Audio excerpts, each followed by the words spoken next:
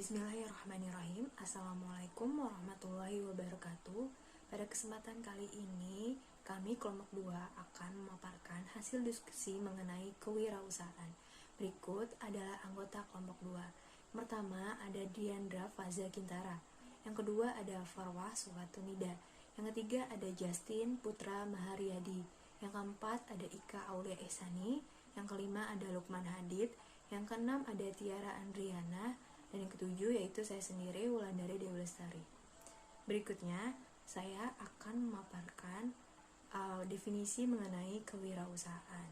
Jadi, menurut Instruksi Presiden Republik Indonesia nomor 4 tahun 1995 tentang Gerakan Nasional Memasyarakatkan dan Membudayakan Kewirausahaan adalah semangat, sikap, perilaku, dan kemampuan seseorang dalam menangani usaha dan atau kegiatan yang mengarah pada upaya mencari, menciptakan, menerapkan cara kerja, teknologi dan produk baru dengan meningkatkan efisiensi dalam rangka memberikan pelayanan yang baik atau memperoleh keuntungan yang lebih besar.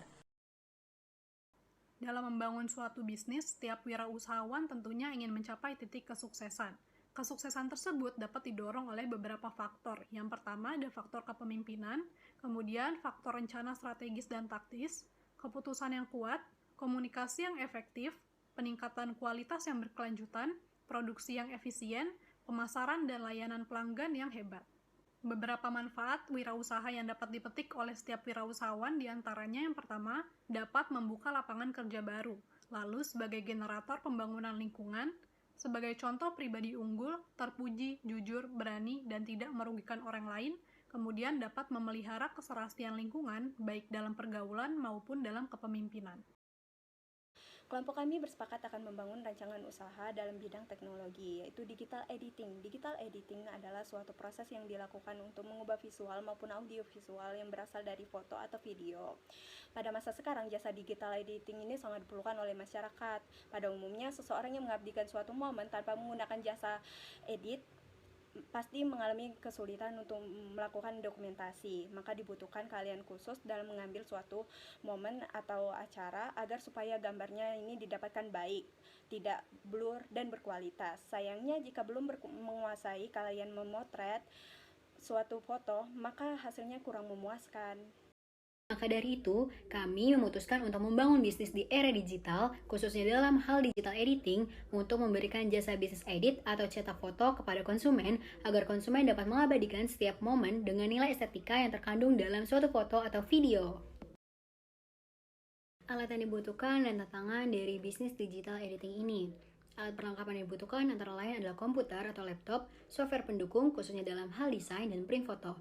Software yang digunakan diutamakan harus terbaik, karena software nantinya digunakan untuk mengolah foto agar tampilannya lebih menarik dan memiliki nilai estetika. Software yang bagus akan mempermudah proses editing foto. Dibutuhkan tools pendukung untuk dapat membuat hasil semenarik mungkin. Lalu, tantangan yang kami hadapi dalam menjalankan bisnis ini adalah adanya masalah dalam perangkat pendukung seperti komputer atau laptop, serta adanya biaya yang diperlukan untuk mengunduh software pendukung editing. Saya, Farwah Suwatunida, akan menjelaskan manfaat bisnis digital editing. Yang pertama adalah melatih kreativitas dalam menyalurkan suatu ide atau karya dalam bentuk digital, menciptakan suatu karya yang dapat memajukan karya tanah air, memperkenalkan lingkungan dan foto alam dengan mengabadikan foto-foto alam tersebut ke dalam suatu karya, menawarkan jasa kepada masyarakat untuk mengabadikan foto momen terbaik, dan juga menarik minat masyarakat dalam hal digital. Akan menjelaskan tentang keuntungan bisnis digital editing. Yang pertama adalah bersifat freelance, yang kedua adalah menawarkan biaya yang lebih rendah, yang ketiga adalah memiliki daya tahan yang lama dalam pemakaiannya, dan juga memiliki ruang yang lebih kecil dan praktis. Di dalam menjalankan sebuah usaha, pasti ada keuntungan dan kerugian. Adapun kerugian dalam usaha ini adalah yang pertama, memerlukan sebuah perangkat tertentu untuk mendukung jalannya usaha. Yang kedua, adanya kesalahan digitalisasi.